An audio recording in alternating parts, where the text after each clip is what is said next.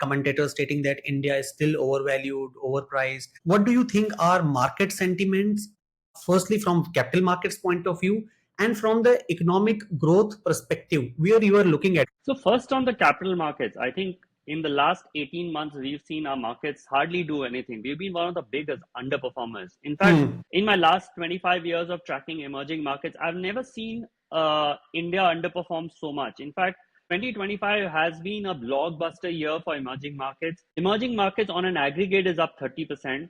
Almost every large market is up 40 to 50%. I mean, large market like Korea is up, say, 50, 60%. Taiwan is up 30%. The entire Latin American markets, from Brazil to Mexico, all of them are up 30, 35%. So this has been a very rare event where emerging markets on an aggregate has done so well. And India has been a massive laggard in this. And one of the reasons is that our poor earnings growth. So people keep talking about valuations being high, but India always had higher valuations because India had growth. So we used to get 15 to 18% growth on an aggregate. And within that, we used to have large components growing at even higher than 20%.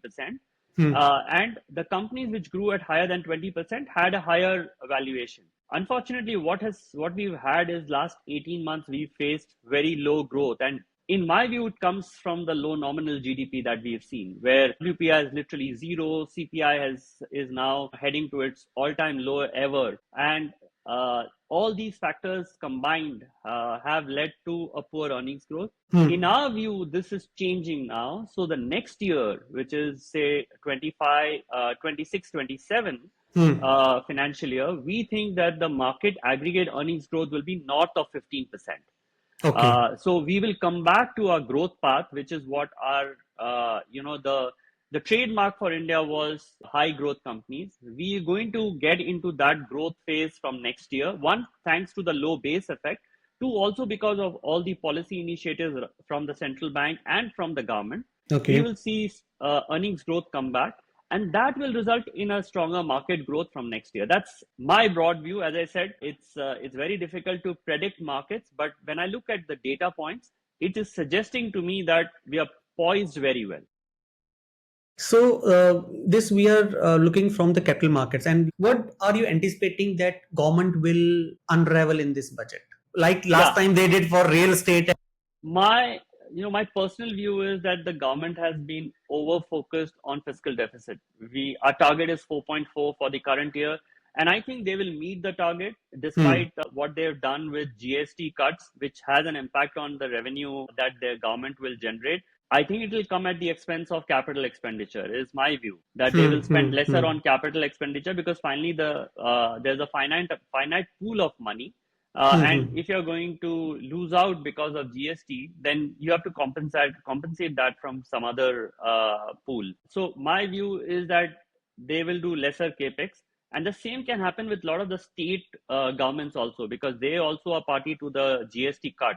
Yes. And they will also reduce their capex spend, is my view, because they have to manage their budget from some other positions.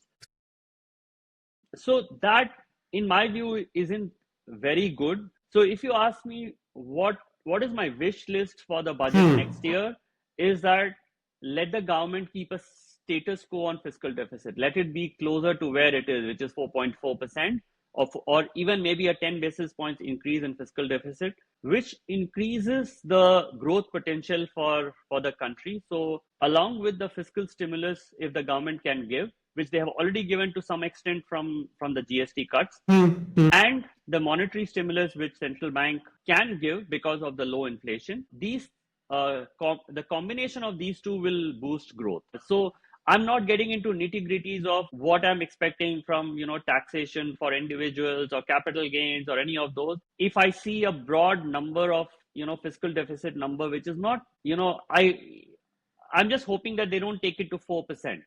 They've been reducing the fiscal deficit by about 20 to 40 basis points every budget.